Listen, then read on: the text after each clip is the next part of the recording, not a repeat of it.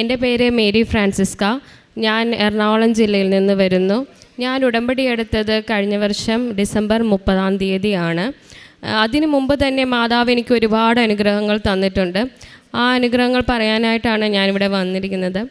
അതായത് 2019 എൻ്റെ വിവാഹം നടന്നത്. ഏപ്രിൽ മാസം 29 അങ്ങനെ വിവാഹം കഴിഞ്ഞ് ഞാൻ എൻ്റെ ഹസ്ബൻഡ് ഖത്തറിലായിരുന്നു.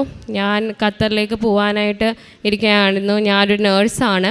അങ്ങനെ ജൂലൈയിൽ ഞാൻ വിസിറ്റിംഗ് വിസയ്ക്ക് എൻ്റെ ഹസ്ബൻഡിൻ്റെ അടുത്തേക്ക് പോയി. അങ്ങനെ അവിടെ ചെന്ന് കഴിഞ്ഞിട്ട് ഒരു നേഴ്സായിരുന്നിട്ട് പോലും എനിക്ക് പല ഹോസ്പിറ്റലിലും പോയിട്ട് എനിക്ക് വിസ കിട്ടുന്നുണ്ടായിരുന്നില്ല. എല്ലാ ഇൻ്റർവ്യൂ ഞാൻ പാസ്സാവുന്നുണ്ട്, പക്ഷെ അവർ പറയുന്നത് എനിക്ക് വിസയില്ല, അതുകൊണ്ട് എന്നെ എടുക്കാൻ പറ്റില്ല എന്നായിരുന്നു. അപ്പോൾ ഞാൻ ഒത്തിരി വിഷമിച്ച് പ്രാർത്ഥിക്കുകയൊക്കെ ചെയ്യുമായിരുന്നു. അങ്ങനെ ഞാൻ ഒരു 3 മാസത്തോളം കണ്ടിന്യൂസ് ഇൻ്റർവ്യൂ പല ഹോസ്പിറ്റലും, അതായത് ക്ലിനിക്കുകളാണ് അവിടെ ഉള്ളത്, മെഡിക്കൽ സെൻറ്റേഴ്സിൽ കുറേ ഇൻ്റർവ്യൂ അറ്റൻഡ് ചെയ്തു. അങ്ങനെ അവസാനം എനിക്കൊരു ഡോക്ടർ വിസാം എന്ന് പറയുന്ന പുള്ളിയുടെ ക്ലിനിക്കലിൽ ഇൻ്റർവ്യൂ അറ്റൻഡ് ചെയ്യുകയും പുള്ളി ഒരു ഇറാഖിയായിരുന്നു. എന്നോട് പറഞ്ഞു, ഇവിടെ വിസയുണ്ട്, നീ എൻ്റെ സ്പോൺസർഷിപ്പിലേക്ക് മാറണം, അങ്ങനെയാണെങ്കിൽ ഇവിടെ ജോലി ചെയ്യാം, ലൈസൻസും കിട്ടും, ഖത്തർ ലൈസൻസ്, നഴ്സിംഗ് ലൈസൻസൊക്കെ കിട്ടും എന്ന് പറഞ്ഞു. അങ്ങനെ ഞാൻ അവിടെ ജോയിൻ ചെയ്യാൻ തീരുമാനിച്ചു. അപ്പോൾ ഞാൻ അവിടെ ഖത്തറിലുള്ള എൻ്റെ ഫ്രണ്ട്സിനോടൊക്കെ ചോദിച്ചു, ഇങ്ങനെ ജോയിൻ ചെയ്യണേ പ്രശ്നമുണ്ട്? അപ്പോൾ പറഞ്ഞു, ഇല്ല, ഇങ്ങനെയൊക്കെയാണ് എല്ലാവരും വർക്ക് ചെയ്യണേന്ന് പറഞ്ഞു. അങ്ങനെ ഞാൻ അവിടെ ജോയിൻ ചെയ്തു. ജനുവരിയിൽ എൻ്റെ വിസ അടിച്ചു, എനിക്ക് ലൈസൻസ് കിട്ടി, നഴ്സിംഗ് ലൈസൻസ്. അങ്ങനെ ഞാനവിടെ രജിസ്റ്റേർഡ് നേഴ്സായിട്ട് വർക്ക് ചെയ്യുകയാണ്. ആ മെഡിക്കൽ സെൻറ്റർ എന്ന് പറഞ്ഞാൽ ഒരു ഡെർമറ്റോളജി ക്ലിനിക്കാണ്. ഡെർമറ്റോളജിക്ക് പ്രൊസീജിയറാണ് കൂടുതലും നടക്കുന്നത്, പ്ലാസ്റ്റിക് സർജറി അങ്ങനത്തെ പ്രൊസീജിയർ. അപ്പം ഞാൻ അവിടെ വർക്ക് ചെയ്തു. അങ്ങനെ മാർച്ചായി. 2020 2020 മാർച്ച് എന്ന് പറയുന്നത് കോവിഡ് ടൈമാണ്. നല്ല പീക്ക് ടൈമിലേക്ക് വന്നു കോവിഡ്. അങ്ങനെ ഖത്തറിൽ റമദാൻ ടൈം ആയപ്പോൾ തന്നെ അവർ എല്ലാ മെഡിക്കൽ സെൻറ്റേഴ്സും, അതായത് ഈ ഡെർമറ്റോളജി ക്ലിനിക്സ് എല്ലാം ക്ലോസ് ചെയ്യാൻ തീരുമാനിച്ചു. അങ്ങനെ ഞാൻ വർക്ക് ചെയ്യുന്ന അവിടെ നിന്ന് എനിക്ക് മെസ്സേജ് വന്നു, നമ്മുടെ ക്ലിനിക്ക് ക്ലോസ് ചെയ്യുവാണ്, ഒരു അടുത്ത ഇത് വരുന്നവരെ വർക്കിന് വരണ്ട എന്ന് പറഞ്ഞു. അങ്ങനെ അവർ ട്രാൻസ്പോർട്ടേഷൻ ഉണ്ടായിരുന്നു, ട്രാൻസ്പോർട്ടേഷൻ ഒന്നും വിടുന്നുണ്ടായില്ല. അങ്ങനെ ഞാൻ വീട്ടിലൊരു 2 വീക്സ് ഇരുന്നു. അത് കഴിഞ്ഞ് ഒരു 2 വീക്സ് കഴിഞ്ഞപ്പോൾ എൻ്റെ സ്പോൺസറുടെ എനിക്ക് മെസ്സേജ് വന്നു, അതായത് നമ്മൾ ക്ലിനിക്ക് ഓപ്പൺ ചെയ്യുവാണ്, നിനക്ക് ഡ്യൂട്ടി ടൈമിംഗ് അയച്ചിട്ടുണ്ട്, ആ സ്കെഡ്യൂൾ ചെയ്തിരിക്കുന്ന പ്രകാരം നീ വരണം ഡ്യൂട്ടിക്ക്, നിനക്ക് ട്രാൻസ്പോർട്ടേഷൻ വരും എന്ന് പറഞ്ഞു. ഞാൻ സാധാരണ പോലെ ഡ്യൂട്ടിക്ക് പോയി. അങ്ങനെ ഡ്യൂട്ടിക്ക് പോയി. ഏപ്രിൽ 28 ആയി. 29 എൻ്റെ ഫസ്റ്റ് വെഡ്ഡിങ് ആനിവേഴ്സറി ആണ്. 29 ഞാൻ ലീവ് അപ്ലൈ ചെയ്തിരിക്കുകയാണ്. അപ്പം 28 പറഞ്ഞു, എന്നാൽ ഒരു കാര്യം ചെയ്യും, ഈവനിങ്ങിന് ഡ്യൂട്ടിക്ക് വരാൻ പറഞ്ഞു. അങ്ങനെ ഞാൻ ഈവനിങ് ഡ്യൂട്ടിക്ക് ചെന്നു. എൻ്റെ ഡ്യൂട്ടി ടൈം ഒരു 6 o'clock, അവിടെ റമദാൻ ടൈം ആയതുകൊണ്ട് 6 o'clock തുടങ്ങിയായിരുന്നു ഡ്യൂട്ടി ടൈം. അപ്പം ഞാൻ ഡ്യൂട്ടി ചെയ്യുന്നതിൻ്റെ ഇടയ്ക്ക് എൻ്റെ പ്രൊസീജിയർ കഴിഞ്ഞപ്പോൾ എൻ്റെ ഡോക്ടർ പറഞ്ഞു, എൻ്റെ ഒരു ഡോക്ടർ ഈജിപ്ഷ്യൻ ഡോക്ടറാണ്, പുള്ളിക്കാരി എന്നോട് പറഞ്ഞു, താഴെ ഒരു പേഷ്യൻ്റ് ഉണ്ടെന്ന് പറയുന്നു, സ്പോൺസറും മാനേജറും എല്ലാം ഒരാൾ തന്നെയാണ്. അപ്പോൾ അയാൾ പറഞ്ഞു, താഴെ ഒരു പേഷ്യൻ്റ് ഉണ്ട്, നീ വന്ന് ആ പേഷ്യൻറ്റിനെ എടുക്കണം എന്ന് പറഞ്ഞു. ഞാൻ പറഞ്ഞു, ഭയങ്കര തിരക്കാണ്, ഒന്നാമത് റമദാൻ ടൈം ആണെങ്കിൽ പോലും 6 o'clock കഴിഞ്ഞാൽ ക്ലിനിക്കൊക്കെ ഭയങ്കര തിരക്കായിരിക്കും. അപ്പം നല്ല റഷുണ്ട്, എന്നോട് പെട്ടെന്ന് എടുക്കാൻ പറഞ്ഞു. ഞാൻ ചെന്നു എടുത്തു. പക്ഷേ എനിക്ക് ചെയ്യേണ്ട ആ പ്രൊസീജിയർ റൂം വേക്കൻ്റ് അല്ലായിരുന്നു. അപ്പോൾ ഡോക്ടർ പറഞ്ഞു, ഒരു കാര്യം ചെയ്യാമെന്ന്, ആ പേഷ്യൻറ്റിനെ അവിടെ വെയിറ്റ് ചെയ്യിച്ചിട്ട് അടുത്ത പേഷ്യൻറ്റിനെ എടുക്കാൻ പറഞ്ഞു. അങ്ങനെ ഞാൻ താഴെ ചെന്നു, അടുത്ത പേഷ്യൻറ്റിനെ എടുത്ത്, താഴെ ചെന്ന് പേഷ്യൻറ്റിനെ എടുത്ത് ഫസ്റ്റ് ഫ്ലോറിലാണ് പ്രൊസീജിയർ റൂം, അവിടെ വരികയാണ്. അവിടെ വന്നു കഴിഞ്ഞപ്പം ആ പേഷ്യൻ്റ് ഒരു ഖത്തറിയാണ്, ഒരുപാട് വർത്തമാനം പറയുന്നുണ്ട് എന്നോട്, ഇതെപ്പോഴാണ് ഓപ്പൺ ആക്കിയേ? അപ്പം ഞാൻ അങ്ങനെയൊന്നും റിപ്ലൈ കൊടുക്കണില്ല. അപ്പം രാവിലെ ഞാൻ വന്നായിരുന്നു, എനിക്ക് ചെയ്യാൻ പറ്റിയില്ല, അങ്ങനെയൊക്കെ പറഞ്ഞു. ആ പേഷ്യൻ്റിനെ ഞാൻ പ്രൊസീജിയർ റൂമിൽ കയറ്റി, ഡോറ് ലോക്ക് ചെയ്ത് ഞാൻ ഡോക്ടറിന് വേണ്ടി വെയിറ്റ് ചെയ്യുകയാണ്. അപ്പോൾ കുറച്ച് നേരം കഴിഞ്ഞപ്പോൾ ഭയങ്കര നോക്കിങ് കേട്ടു. ഞാൻ ഡോറ് തുറന്ന് നോക്കിയപ്പോൾ ഖത്തറിലെ ഖത്തറി വേഷത്തിലുള്ള കുറേ ആണുങ്ങൾ നിൽക്കുന്നു. യൂഷ്വലി അവിടെ ഒരു ഫീമെയിൽ ക്ലിനിക്കാണ്, അവിടെ അങ്ങനെ ആണുങ്ങൾ വളരെ വളരെ ചുരുക്കമാണ്. ഞങ്ങളുടെ സ്പോൺസർ മാനേജർ അയാളല്ലാതെ ആണുങ്ങൾ കുറവാണ് അവിടെ താഴെ ഇരിക്കുന്നത്. അപ്പോൾ പ്രൊസീജിയർ റൂമിലേക്ക് പൊതുവേ മെയിൽസ് വരാറില്ല. അപ്പോൾ ഞാൻ തുറന്ന് നോക്കിയപ്പോൾ ഇങ്ങനെ കുറേ പേര് നിൽക്കുന്നു. ഞാനപ്പോൾ ഇങ്ങനെ ഞെട്ടിപ്പോയി, എന്താണ് സംഭവം? അപ്പോൾ അവർ എന്നോട് പറഞ്ഞു പുറത്തേക്ക് ഇറങ്ങാൻ പറഞ്ഞു. ഞാനങ്ങനെ പെട്ടെന്ന് റൂമിൻ്റെ പുറത്തേക്ക് ഇറങ്ങി. ഈ പെണ്ണ് പർദ്ദയൊക്കെ ഇട്ട് അങ്ങ് പോവുകയും ചെയ്തു. ഞാനങ്ങ് എന്താണെന്ന് അറിയാൻ നോക്കിയപ്പോൾ എൻ്റെ ഈജിപ്ഷ്യൻ ഡോക്ടർ, ഫീമെയിൽ ഡോക്ടറിനെ പിടിച്ചു നിർത്തിയേക്കുന്നത്. അപ്പോൾ ഞാൻ ചോദിച്ചു, ഡോക്ടർ എന്താ സംഭവം? ഇവർ അറബിയിൽ എന്തൊക്കെയോ പറയുന്നുണ്ട്. അറബി എനിക്ക് അറിയത്തില്ല, എനിക്കൊട്ട് മനസ്സിലാവുന്നുമില്ല. ഞാൻ ചെന്നിട്ട് കുറച്ച് നാളല്ലേ ആയുള്ളൂ, എനിക്കൊട്ട് മനസ്സിലാവുന്നില്ല അറബി. അപ്പം ഞാൻ ചോദിച്ചു, ഡോക്ടർ എന്താ സംഭവം എന്ന് ചോദിച്ചപ്പോൾ ഡോക്ടർ എൻ്റെ അടുത്ത് പറഞ്ഞു, എടാ ഇത് ഓപ്പൺ ചെയ്യാൻ പെർമിഷൻ ഇല്ലായിരുന്നു, നമ്മുടെ സ്പോൺസർ നമ്മളെ വിളിച്ചത് ഇല്ലീഗലായിട്ടാണ്, ഇപ്പം ഈ വന്ന നിൻ്റെ പേഷ്യൻ്റ് ഒരു CID ആയിരുന്നു എന്ന്. അപ്പം തന്നെ എനിക്ക് എന്ത് ചെയ്യണമെന്ന് അറിയാൻ പാടില്ലാതെ ആയിപ്പോയി. ആ ഡെർമറ്റോളജി ക്ലിനിക് ആണെങ്കിൽ പോലും അവിടുത്തെ വർക്ക് എന്ന് പറയുന്നത് ഭയങ്കര ബുദ്ധിമുട്ടുള്ളതായിരുന്നു. ഖത്തറി പേഷ്യൻസിൻ്റെ ഒരുപാട് വഴക്കൊക്കെ കേൾക്കുമ്പോൾ എനിക്ക് ഒത്തിരി വിഷമാവുന്നതുകൊണ്ട് എൻ്റെ മമ്മി എനിക്ക് ഉടമ്പടി എടുത്തിട്ടുണ്ടായിരുന്നു, എൻ്റെ മമ്മി. അപ്പോൾ മമ്മി എനിക്ക് കാശ് രൂപം തന്നുവിട്ടത് ഇപ്പോഴും ഞാൻ എൻ്റെ ഡ്യൂട്ടിയിൽ പോക്കറ്റിൽ ഇട്ടിട്ടുണ്ടാവും. അപ്പം ഞാനങ്ങനെ കാശ് രൂപം പിടിച്ചുകൊണ്ടിരുന്നു. ഇനിയിപ്പോൾ എന്താ ചെയ്യണമെന്ന് അറിയാൻ പറ്റില്ല. നാളെ വെഡ്ഡിങ് ആനിവേഴ്സറി ഹസ്ബൻഡിന് വിളിച്ച് പറയാൻ പറ്റുമോ എന്താണെന്നൊന്നും നമുക്കറിയില്ല. ഫുൾ അവിടെ ആ ഖത്തറി വേഷത്തിലുള്ള ആൾക്കാർ നിറഞ്ഞ്. അപ്പോഴേക്കും താഴേന്ന് എൻ്റെ സ്പോൺസർ പുള്ളിക്കാരൻ്റെ മുകളിലേക്ക് കൊണ്ടുവരുന്ന, ഇതിപ്പോൾ ആരോട് ചോദിച്ചിട്ട് ഇത് ഓപ്പൺ ആക്കിയെന്നൊക്കെ ചോദിച്ചു. അപ്പോൾ പുള്ളി പറഞ്ഞു, ഞാൻ പറഞ്ഞിട്ടാണ് സ്റ്റാഫ് വന്നേന്നൊക്കെ പറഞ്ഞു. അപ്പോൾ പറഞ്ഞു, നിന്നോട് ആരാ ഓപ്പൺ ആക്കുക? അങ്ങനെ കുറേ ക്വസ്റ്റ്യനിങ് കാര്യങ്ങളൊക്കെ കഴിഞ്ഞിട്ട് അവർ പറഞ്ഞു, സ്പോൺസറിനെയും ഡോക്ടറിനെയും കൊണ്ടുപോവുകയാണ് അറസ്റ്റ് ചെയ്തുകൊണ്ട് ഖത്തർ റൂള് തെറ്റിച്ചതിനെന്ന്. എന്ത് ചെയ്യണമെന്നറിയാം, ഞങ്ങൾ മൊത്തം 12 നേഴ്സുമാരുണ്ടായിരുന്നു. ഞങ്ങൾക്ക് എന്ത് ചെയ്യണമെന്ന് അറിയാൻ പാടില്ലാതിരിക്കും. അന്നാണെങ്കിൽ ഞാൻ എൻ്റെ കഷ്ടകാലത്തിന് ഖത്തർ ID എടുത്തിട്ടുണ്ടായിരുന്നില്ല. പെട്ടെന്ന് ഡ്യൂട്ടിക്ക് പോകുന്ന സമയത്ത് ഞാൻ കാശ് രൂപം കൊന്തിയെടുത്തു, പക്ഷേ ഖത്തർ ID ഞാൻ എടുത്തിട്ടുണ്ടായില്ല. ഞാൻ പെട്ടെന്ന് മെസ്സേജ് അയച്ച് എൻ്റെ ഹസ്ബൻഡിനോട് പറഞ്ഞു, ഖത്തർ IDയും കൊണ്ട് വേഗം വരാൻ പറഞ്ഞു. CID എന്ന് മാത്രമേ ഞാൻ അയച്ചുള്ളൂ. എൻ്റെ ഹസ്ബൻഡ് ഞങ്ങളുടെ വെഡ്ഡിങ് ആനിവേഴ്സറിക്കുള്ള കേക്ക് പർച്ചേസ് ചെയ്യുമായിരുന്നു. അതവിടെ വെച്ചിട്ട് എൻ്റെ ഹസ്ബൻഡ് ഓടി വന്നു കഴിഞ്ഞപ്പോഴേക്കും വന്നുകൊണ്ടിരിക്കുകയാണ്. അപ്പോഴേക്കും അവർ ഓൾറെഡി പറഞ്ഞു, ഈ നേഴ്സിനെ വേണം എന്ന് പറഞ്ഞു. അപ്പം ഞങ്ങളുടെ സ്പോൺസർ ചോദിച്ചു, എന്തിനാണ് നേഴ്സിനെ എന്ന് ചോദിച്ചപ്പോൾ പറഞ്ഞു, അല്ലെങ്കിൽ നിൻ്റെ ഫുൾ സ്റ്റാഫിനെ ഞങ്ങൾ അറസ്റ്റ് ചെയ്യും എന്ന് പറഞ്ഞു. അവിടെയാണെങ്കിൽ ഞാൻ മാത്രമേ ഉള്ളായിരുന്നു പുതിയതായിട്ട് കല്യാണം കഴിച്ചത്. ബാക്കി എല്ലാവർക്കും കുട്ടികളുണ്ട്, ഫാമിലി ഉണ്ട്, അങ്ങനെ ഒത്തിരി ഇതുണ്ട്. അപ്പം ഞങ്ങളുടെ സ്പോൺസർ പറഞ്ഞു, ഓക്കെ ഇവളെ എടുത്തോളാൻ പറഞ്ഞു. പക്ഷേ ഇതൊന്നും എനിക്ക് മനസ്സിലാവണില്ല, ഇതെല്ലാം അറബിയിലാണ് അവർ സംസാരിക്കുന്നത്.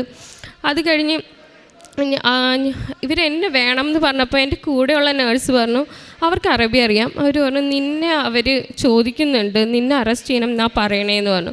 അറസ്റ്റ് എന്ന് പറഞ്ഞാൽ അവർ നമ്മൾ കൊണ്ടുപോവുകയാണ്. അപ്പം ഞാൻ അവിടെ നിന്ന് കരയാൻ തുടങ്ങി, എനിക്ക് എന്ത് ചെയ്യണമെന്ന് അറിയില്ല. അപ്പം എൻ്റെ സ്പോൺസർ പറഞ്ഞു, പേടിക്കണ്ട, പോയി കഴിഞ്ഞ് ജസ്റ്റ് അവരൊരു ക്വസ്റ്റ്യൻ ചെയ്തിട്ട് നമ്മളെ വിട്ടയക്കും, ജസ്റ്റ് ഒരു ½ ആൻ അവറുടെ കാര്യമുള്ളൂ എന്ന് പറഞ്ഞു. ഞാൻ അത് വിശ്വസിച്ച് ഞങ്ങൾ 3 പേരെ, എൻ്റെ സ്പോൺസർ, എൻ്റെ ഈജിപ്ഷ്യൻ ഡോക്ടർ, ഒരു ഫീമെയിൽ, പിന്നെ ഞങ്ങൾ 3 പേരെ അവർ കൊണ്ടുപോയി. ആക്ച്വലി അവരൊരു 7 വണ്ടിയോളം ആയിട്ടാണ് ഞങ്ങളുടെ ക്ലിനിക്കിന് ചുറ്റും പാർക്ക് ചെയ്തിട്ടുണ്ടായിരുന്നത്, മൊത്തം സ്റ്റാഫിനെ എടുക്കാനായിട്ട്. അത്രയും സജ്ജീകരണത്തോടാണ് അവർ വന്നിരുന്നത്. CID വേഷത്തിലായതുകൊണ്ട് ആർക്കും മനസ്സിലായുമില്ല. അങ്ങനെ അവർ റെഡി ആയിട്ടായിരുന്നു ഇരിക്കാൻ. എന്നെ അവർ കയറ്റി കാറിൽ കൊണ്ടുപോയത്. എൻ്റെ ഹസ്ബൻഡ് അവിടെ എത്തിയിട്ടും കാര്യമൊന്നുമില്ല, ഖത്തറാണ്, അവിടുത്തെ റൂളാണ്. അങ്ങനെ എൻ്റെ ഹസ്ബൻഡ് കാര്യങ്ങൾ അന്വേഷിച്ചപ്പോൾ അവർ CID ഓഫീസിലേക്ക് ഞങ്ങളെ കൊണ്ടുപോയി എന്ന് പറഞ്ഞു. ഞാനങ്ങനെ CID ഓഫീസിൽ കൊണ്ടുപോയി ഞങ്ങളെ ചെന്ന് ക്വസ്റ്റ്യൻ ചെയ്തു, എന്തിനാ വന്നേ ഡ്യൂട്ടിക്ക് എന്നൊക്കെ ചോദിച്ചപ്പോൾ ഞാൻ പറഞ്ഞു, എനിക്ക് ഇതിനെക്കുറിച്ച് ഇൻഫോർമേഷനൊന്നും ഇല്ല, ഞങ്ങൾക്ക് ഞങ്ങളുടെ സ്പോൺസർ പറഞ്ഞു വരാൻ, അങ്ങനെ ഞങ്ങൾ വന്നതാ എന്ന് പറഞ്ഞു. അപ്പം അവർ പറഞ്ഞു ഓക്കെ.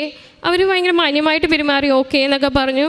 ഞങ്ങളോട് 6 മണിക്ക് ശേഷമാണല്ലോ, 12 മണിയോടുകൂടി ആയപ്പോഴേക്കും അവർ പറഞ്ഞു, വെള്ളം എന്തെങ്കിലും വേണോ എന്നൊക്കെ ചോദിച്ചു. ഞങ്ങൾക്കൊന്നും വേണ്ട എന്നൊക്കെ പറഞ്ഞ് ഞങ്ങളവിടെ ഇരിക്കുകയാണ്.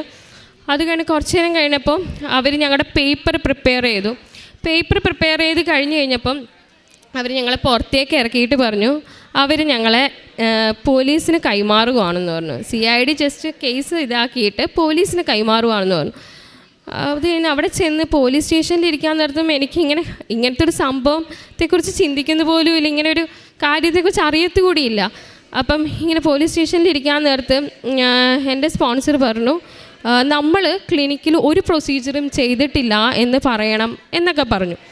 പക്ഷെ അതൊന്നും നമ്മുടെ തലയിൽ പോകുന്നില്ല. നമ്മളിങ്ങനെ ഇരിക്കണേ എന്ത് ചെയ്യും? എനിക്ക് എൻ്റെ ഹസ്ബൻഡിനെ കണ്ടാൽ മതി, നമുക്ക് ആരെയും വേറെ പരിചയമുള്ളവരില്ല. എൻ്റെ ആ ഈജിപ്ഷ്യൻ ഡോക്ടർ, ഫീമെയിൽ ഡോക്ടറിനെ മാത്രമാണ് എനിക്ക് ആകെ വിശ്വാസമുള്ളത്. ഈ സ്പോൺസറിൻ്റെ കയ്യിൽ നിന്ന് ഇങ്ങനെ ഒരു ഇത് വന്നല്ലോ. അപ്പം ഞാൻ ഹസ്ബൻഡിനെ കാണാൻ പറ്റാതെയൊക്കെ ആയിട്ട് വിഷമിച്ചിരിക്കണേണ്. അത് കഴിഞ്ഞപ്പം അവർ പറഞ്ഞു, നിങ്ങൾക്ക് രാവിലെ 4 മണിക്ക് ക്വസ്റ്റ്യൻ ചെയ്യും നിങ്ങളെ.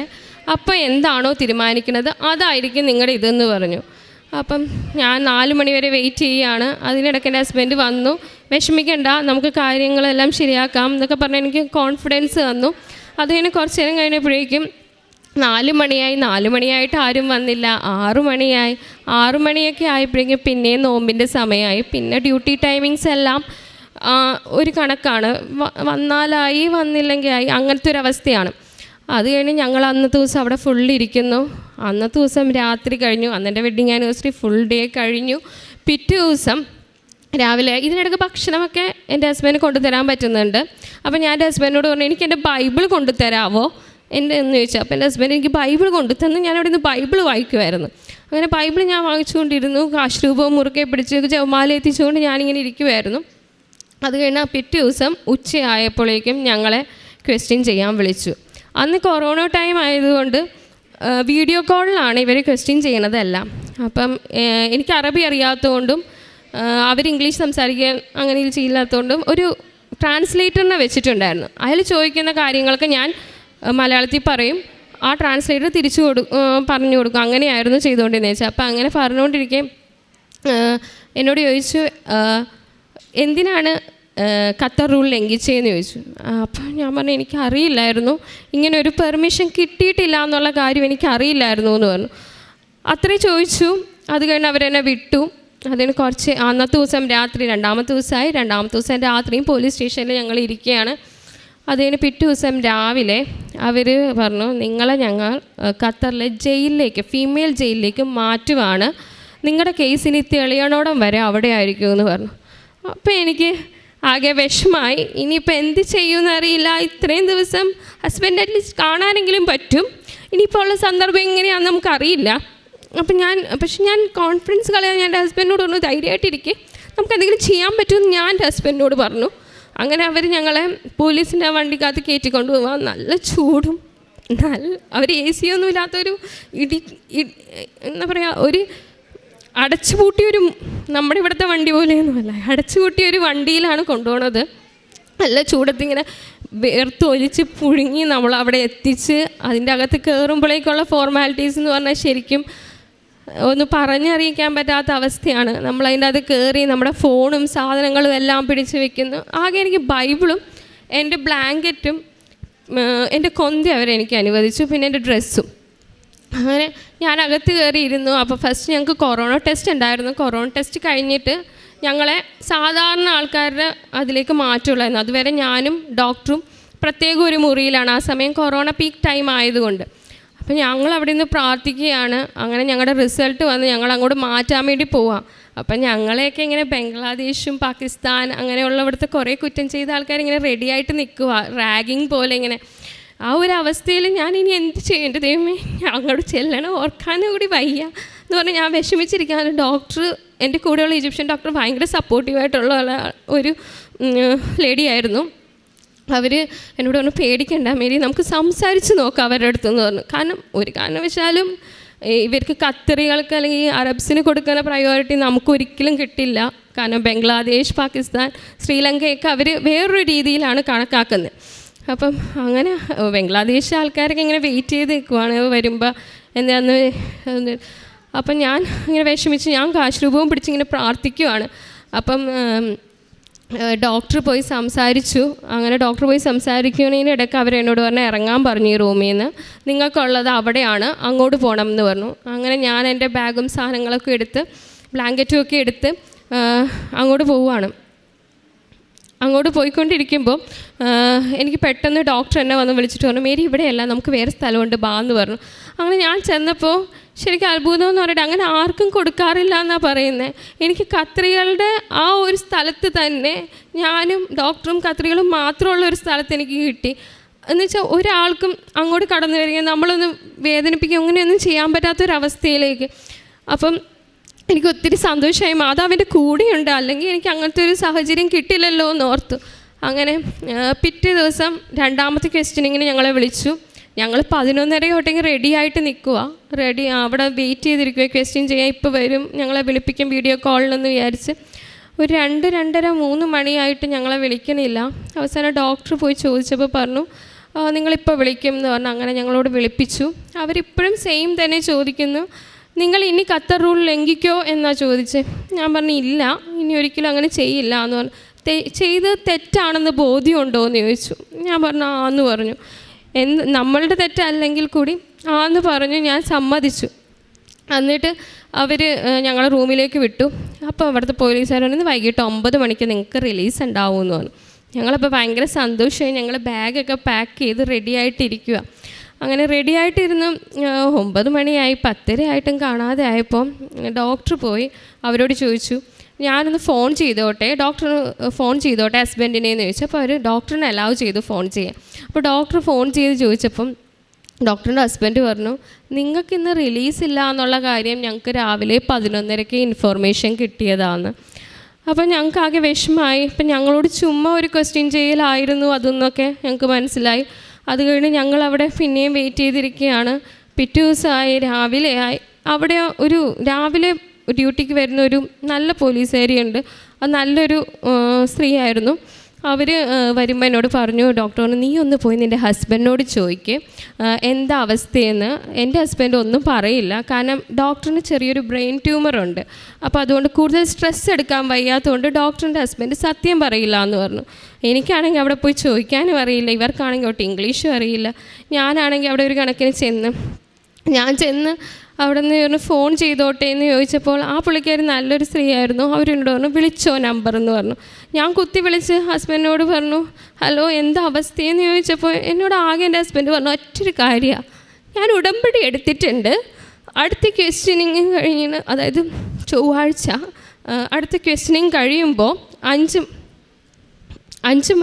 5 മണിയാവുമ്പോഴേക്കും റിലീസിങ് ഉണ്ടാവും എന്ന് പറഞ്ഞു. അപ്പം ഞാൻ പറഞ്ഞു ഓക്കെ എന്ന് പറഞ്ഞു. അപ്പോൾ ഇങ്ങനെ ടൈം കഴിഞ്ഞു, ഫോൺ കട്ടായി. ഞാൻ തിരിച്ചു പോന്നു. അപ്പോൾ എനിക്ക് നല്ല സമാധാനമായി. സത്യം പറഞ്ഞാൽ എനിക്ക് നല്ല വിശ്വാസം. ഞാൻ തിരിച്ചു പോന്നപ്പോൾ എനിക്ക് മനസ്സിലായി എൻ്റെ ഹസ്ബൻഡ് ഒരു ഓർത്തഡോക്സ് സഭ വിശ്വാസിയാണ്. അപ്പം മാതാവ് എൻ്റെ ഹസ്ബൻഡിനെ കൂടുതൽ ഈശോയിലേക്ക് അടുപ്പിക്കാനായിരിക്കും ഇങ്ങനെ ഒരു സംഭവം എനിക്കുണ്ടായതെന്ന് ഞാൻ വിചാരിച്ച് ഞാൻ വന്ന് സുഖമായിട്ട് കിടന്ന് ഉറങ്ങി. അപ്പം ഞാൻ ഉറങ്ങി എണീറ്റപ്പോൾ ഡോക്ടറിനോട് ചോദിച്ചു നിനക്ക് എങ്ങനെ ഉറങ്ങാൻ പറ്റണമെന്ന് ചോദിച്ചു. ഞാൻ പറഞ്ഞു എനിക്ക് ഉറങ്ങാൻ പറ്റും, കാരണം എൻ്റെ ഹസ്ബൻഡ് അതുപോലെ എനിക്ക് വേണ്ടി പ്രേ ചെയ്യുന്നുണ്ടെന്ന് പറഞ്ഞു. അങ്ങനെ രാത്രി 9 മണിയായി. അവർ ഞങ്ങളോട് പറഞ്ഞു നാളെ രാവിലെ 9 മണിക്കാണ് നിങ്ങളുടെ ഹിയറിംഗ്, റെഡി ആയിട്ടിരുന്നോളണം, ക്യാപ്റ്റൻ വരും, ക്യാപ്റ്റൻ അധികം സമയം ഇരിക്കത്തൊന്നുമില്ല, പെട്ടെന്ന് നിങ്ങൾ പ്രിപ്പയർ ആയിരിക്കണം എന്ന് പറഞ്ഞു. ഞങ്ങൾ രാത്രി ഉറങ്ങിയിട്ടില്ല, ഫുൾ പ്രാർത്ഥിക്കുകയാണ്. രാവിലെ 9 മണിയായിട്ട് ഞങ്ങൾക്ക് വിളി വരുന്നില്ല. ഒരു 9:15 ആയപ്പോൾ വിളിച്ചിട്ട് പറഞ്ഞു ഇന്ന് നിങ്ങളുടെ ഹിയറിംഗ് രാത്രി 9 മണിക്കാണെന്ന് പറഞ്ഞു. രാത്രി 9 മണിക്ക് ഹിയറിംഗ് എന്ന് പറഞ്ഞാൽ അത് നടക്കുക വളരെ ഇമ്പോസിബിളായിട്ടുള്ള കാര്യമാണ്. കാരണം അവിടെ ഒന്നാമത് റമദാൻ ടൈം, നോമ്പ് മുറിക്കുന്ന സമയം, അങ്ങനത്തെ കുറേ കാര്യങ്ങൾ. ഞങ്ങൾക്കപ്പോൾ ഡോക്ടർ പറഞ്ഞു നമ്മൾ പെട്ടുമേരി, ഇനി നമുക്ക് രക്ഷയില്ല എന്ന് പറഞ്ഞു. അപ്പോൾ പക്ഷേ എനിക്ക് നല്ല കോൺഫിഡൻസ് ഉണ്ടായിരുന്നു, എന്നെ മാതാവ് കൈവിടില്ല എന്നുള്ള ഒറ്റ കോൺഫിഡൻസിൽ ഞാനിങ്ങനെ ഇരുന്ന് ഇല്ല ഡോക്ടർ നമ്മൾ ഇന്ന് ഇറങ്ങും എന്ന് പറഞ്ഞു. അങ്ങനെ അത് കഴിഞ്ഞപ്പോൾ എൻ്റെ ഡോക്ടർ പറഞ്ഞു നീ ഒന്ന് പോയി ഹസ്ബൻഡിനെ ഒന്നും കൂടി വിളിച്ച് ചോദിക്കുക എന്താണ് അവസ്ഥയെന്ന് അറിയാമല്ലോ എന്നാണ്. അങ്ങനെ 11:30 ആയപ്പോൾ ഞാൻ ട്യൂസ്ഡേ 11:30 എൻ്റെ ഹസ്ബൻഡിനെ വിളിച്ചു. ഞാൻ എൻ്റെ ഹസ്ബൻഡിനെ വിളിച്ചപ്പോൾ എൻ്റെ ഹസ്ബൻഡ് പറഞ്ഞ ഒരു കാര്യമാണ്, എൻ്റെ റിലീസിങ് ഓർഡർ പുള്ളിയുടെ കയ്യിൽ അപ്പം കിട്ടിയിട്ടുണ്ട്, ആ റിലീസിങ് ഓർഡറും കൊണ്ട് നേരെ വരുവാണ് ജയിലിലേക്ക്, വിഷമിക്കേണ്ട, ഇപ്പം തന്നെ റിലീസാവുമെന്ന് പറഞ്ഞു. അങ്ങനെ ഞാൻ ആ ഒരു വിശ്വാസത്തിലിരുന്ന് എല്ലാം റെഡിയാക്കി വെച്ചു. ഇവിടേക്ക് വിളിച്ച് പ്രയർ റിക്വസ്റ്റ് പറഞ്ഞപ്പോൾ എൻ്റെ ഹസ്ബൻഡിനോട് പറഞ്ഞ ടൈം 5 o'clock എന്ന് പറഞ്ഞായിരുന്നു. ആ 3 o'clock ഞാൻ റിലീസാവുകയും 5 o'clock ഞാൻ എൻ്റെ വീട്ടിൽ വന്ന് തിരി കത്തിച്ച് പ്രതിഷ്ഠീകരണ പ്രാർത്ഥന എനിക്ക് ചൊല്ലാൻ പറ്റുകയും ചെയ്തു. അത്രയും വലിയൊരു അനുഗ്രഹം എനിക്ക് അമ്മ മാതാവ് നൽകി. കാരണം റിലീസിങ് നടക്കില്ല എന്നവർ പറഞ്ഞ ദിവസം 5 മണിക്ക് ഞാൻ റിലീസായി. അങ്ങനെ ഒരു വലിയ അനുഗ്രഹം അതെനിക്ക് തന്നു. അതുകൂടാതെ തന്നെ എനിക്ക് OET ഞാൻ പ്രിപ്പയർ ചെയ്യുന്നുണ്ടായിരുന്നു. ഞാനൊരു ഇംഗ്ലീഷ് കോൺവെൻറ്റ് സ്കൂളിൽ പഠിച്ചുകൊണ്ട് ചെറിയൊരു കോൺഫിഡൻസ് എനിക്ക് നല്ല രീതിയിലുണ്ടായിരുന്നു, എനിക്ക് കിട്ടും എന്നുള്ളത്. അങ്ങനെ ഞാൻ ഒരു 3-4 മാസം തറവായിട്ടിരുന്ന് പഠിച്ച് എക്സാമിന് പോയി. അപ്പോൾ ഞാൻ ഉടമ്പടി എടുത്തിട്ടുണ്ടായിരുന്നു. പക്ഷേ എനിക്ക് സൺഡേയിൽ കുർബാനയൊക്കെ ചിലപ്പോൾ മിസ്സായിട്ട്, കാരണം ഞാൻ പഠിക്കാൻ കുറച്ച് ടൈം കൂടുതൽ കൊടുത്ത് അങ്ങനെ മിസ്സായിട്ടൊക്കെ ഉണ്ടായി. അപ്പം ഞാൻ എക്സാം എഴുതി. ജനുവരി 14 ഞാൻ എക്സാം എഴുതിയത്. ജനുവരി 14 എനിക്ക് എക്സാം എഴുതിയപ്പോൾ എനിക്ക് ലിസണിങ് എനിക്ക് ഇപ്പോൾ ഉള്ള വിഷയമാണ്. പക്ഷേ എനിക്ക് ആ മൊഡ്യൂള് അവിടെ ചെന്ന് എനിക്ക് ഫുൾ ആൻസർ കിട്ടി. പക്ഷെ ഞാൻ എഴുതുന്നത് ഭയങ്കര ഫാസ്റ്റിൽ എഴുതുന്നുണ്ട്, ഒട്ടും ലെജിബിൾ അല്ല. അപ്പം ഞാൻ ഏറ്റവും അവസാനം 2 മിനിറ്റിൽ എഴുതാമെന്ന് ഓർത്തിരുന്നേച്ചു. പക്ഷെ ഞാൻ അതെല്ലാം കഴിഞ്ഞ് വായിച്ച് കഴിഞ്ഞപ്പോഴേക്കും അവർ പറഞ്ഞു ടൈം എൻഡായി, ക്ലോസ് ചെയ്യാൻ പറഞ്ഞു ബുക്ക്ലെറ്റ്. അപ്പോൾ തന്നെ എൻ്റെ ഫസ്റ്റ് മൊഡ്യൂളാണ് ലിസണിങ്, പിന്നെ വരുന്നത് റീഡിങ്, റൈറ്റിംഗ്, സ്പീക്കിംഗ്. അങ്ങനെ എനിക്കെൻ്റെ കോൺഫിഡൻസ് മൊത്തം പോയി. ആ എക്സാമിന് എനിക്ക് ആകെ ഇതായി. റിസൾട്ട് വന്നപ്പോൾ 350 വേണ്ടതിന് എനിക്ക് 340 ആയിപ്പോയി. അപ്പോൾ എനിക്ക് ഒത്തിരി വിഷമമായി. പക്ഷേ മാതാവ് എന്നെ കൈവിട്ടിട്ടില്ല, എന്തായാലും 340-ലല്ലേ നിർത്തിയേക്കുന്നത്, അപ്പോൾ എൻ്റെ കുറ്റം കൊണ്ടാണെന്ന് എനിക്ക് മനസ്സിലായി. അപ്പോൾ പിന്നെ ഞാൻ പ്രെയർ ഒന്നും മുടക്കിയില്ല. എല്ലാ ദിവസവും ബൈബിൾ ഞാൻ പണ്ട് വായന മുടക്കില്ലായിരുന്നു, ബൈബിൾ വായിച്ചു. അതിന് മുന്നേ ഞാൻ പഠിക്കുന്നതിന് മുന്നേ ബൈബിൾ വായിക്കുകയും ബൈബിൾ എഴുതുകയും ചെയ്യുമായിരുന്നു. യെശയ്യാ 45:2-3 ഞാൻ എഴുതും, ഒരു 25 വട്ടമെങ്കിലും എഴുതും. അതിനുശേഷം ഞാൻ ഏതെങ്കിലും ഒരു ബൈബിൾ വേർഡ്സ് എഴുതി, അത് എഴുതിയിട്ട് അതിൻ്റെ താഴെ എനിക്ക് അന്ന് കിട്ടിയ സ്കോറുകളെല്ലാം എഴുതി ഞാൻ മാതാവിന് സമർപ്പിക്കുമായിരുന്നു. അങ്ങനെ ഞാൻ പ്രാർത്ഥിച്ച് ഒരുങ്ങി. ഈ പ്രാവശ്യം മാർച്ച് 11 ഞാൻ എക്സാം എഴുതി. ഞാനിവിടെ വന്നു, അച്ഛൻ്റെ അടുത്ത് ബ്ലെസ്സിങ്സ് ഒക്കെ മേടിച്ച് കാശ് രൂപവും വാങ്ങിയാൽ പോയി ഞാനിവിടെ വന്നപ്പോൾ ഞാൻ അമ്മയുടെ കാൽക്കൽ വീണ് ഞാൻ പറഞ്ഞു, അമ്മ ഞാൻ പോവാ, ഏറ്റെടുത്തോളണം കേട്ടോ എന്ന് പറഞ്ഞു. എന്നിട്ട് ഞാനവിടെ ചെന്ന് എക്സാം ഹാളിൽ ചെന്നപ്പോൾ എനിക്ക് ഭയങ്കര കോൺഫിഡൻസ്, എൻ്റെ കയ്യിൽ കാശ് രൂപമുണ്ട്, അമ്മയുണ്ട് കൂടെ എന്നുള്ള ഒറ്റ കോൺഫിഡൻസിൽ ഞാനിരിക്കുക. ഞാൻ എക്സാം വന്നു ലിസണിങ് വന്നു. കഴിഞ്ഞ പ്രാവശ്യത്തെ ലിസണിങ്ങിനേക്കാളും ടഫായിരുന്നു എനിക്ക്. അപ്പം ഞാൻ അത് വേഗം എഴുതാൻ ശ്രമിച്ചു. പെട്ടെന്ന് തന്നെ കഴിഞ്ഞ പ്രാവശ്യത്തെ പോലെ പറ്റാതിരിക്കാൻ വേഗം എഴുതി. റീഡിങ്ങും കഴിഞ്ഞു, സ്പീക്കിങ്ങും കഴിഞ്ഞു, എല്ലാം കഴിഞ്ഞ് ഞാൻ വീട്ടിൽ വന്നു. ഞാൻ റീഡിങ് ചെയ്യുമ്പോൾ എനിക്കാണെങ്കിൽ റീഡിങ്ങിന് ഭയങ്കര ബുദ്ധിമുട്ടുള്ള മൊഡ്യൂളാണ്. ഞാൻ ഓപ്ഷൻസ് വരുമ്പോൾ അവിടെ ഞാൻ ഈ കാശ് രൂപം വെച്ചിട്ട് ഞാൻ പറയും അമ്മയോട്, അമ്മ ഞാൻ ഇത് കറുപ്പിക്കുവാ കേട്ടോ, ഒന്ന് നോക്കിക്കോണേ എന്ന് പറഞ്ഞിട്ട് ഞാനതെല്ലാം കറുപ്പിച്ചങ്ങ് വിട്ടു. അങ്ങനെ ഇന്നലെ എൻ്റെ റിസൾട്ട് വന്നു. ഞാനപ്പോൾ അമ്മയോട് പറഞ്ഞിട്ടുണ്ട്, എൻ്റെ റിസൾട്ട് വരുവാണെങ്കിൽ ഞാൻ ഇവിടെ ഇരുന്ന് എൻ്റെ റിസൾട്ട് നോക്കുള്ളൂ എന്ന്. ഞാൻ ഇവിടെ വന്നിരുന്ന് എൻ്റെ റിസൾട്ട് വെയിറ്റ് ചെയ്തിരിക്കുക. 12:30 ആയിട്ട് റിസൾട്ട് വരാതെ ഇപ്പോൾ ഞാൻ വിചാരിച്ചു ചിലപ്പോൾ ഇന്നലെ പബ്ലിഷ് ചെയ്യേണ്ടാവില്ല എന്നോർത്ത് ഞാൻ ബസ്സിൽ കയറി തിരിച്ചു പോവുക. അപ്പോൾ എൻ്റെ മാഡം വിളിച്ചിട്ട് പറഞ്ഞു റിസൾട്ട് ഔട്ടായിട്ടുണ്ടെന്ന് പറഞ്ഞു. അപ്പം ഞാൻ നേരെ പള്ളിയിൽ ചെന്ന് നിത്യാരാധന ചാപ്പലിലിരുന്ന് റിസൾട്ട് ഓപ്പൺ ആക്കി.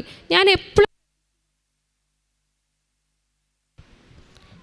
പ്രത്യക്ഷീകരണം ചൊല്ലുമ്പോൾ ഞാൻ മാതാവിനോട് പ്രാർത്ഥിക്കുമായിരുന്നു സ്കോറ്. അപ്പോൾ എനിക്ക് സ്കോർ എപ്പോഴും കാണിച്ചു തരണം 420 എന്ന് പറഞ്ഞ ഒരു സ്കോർ എൻ്റെ മനസ്സിലിങ്ങനെ തെളിഞ്ഞു വരും. എന്നാൽ 420-ക്കുള്ള സ്കോറിനുള്ള ആളൊന്നും അല്ല ഞാനെന്ന് എനിക്ക് നന്നായിട്ട് അറിയാം. അപ്പം ഞാനിങ്ങനെ ഓർക്കും 420 ആണല്ലോ കാണുന്നതെന്ന്. ഇന്നലെ ഞാൻ റിസൾട്ട് ഓപ്പൺ ആക്കിയപ്പം എൻ്റെ ലിസ്ണിങ്ങിൻ്റെ സ്കോറ് 420. ബാക്കി എല്ലാത്തിനും എനിക്ക് UK സ്കോർ നൽകി മാതാവ് എന്നെ അനുഗ്രഹിച്ചു. ഇത് എൻ്റെ കഴിവ് കൊണ്ടല്ല, not by merit but by grace എന്ന് ഞാൻ ഉറച്ചു വിശ്വസിക്കുന്നു. എൻ്റെ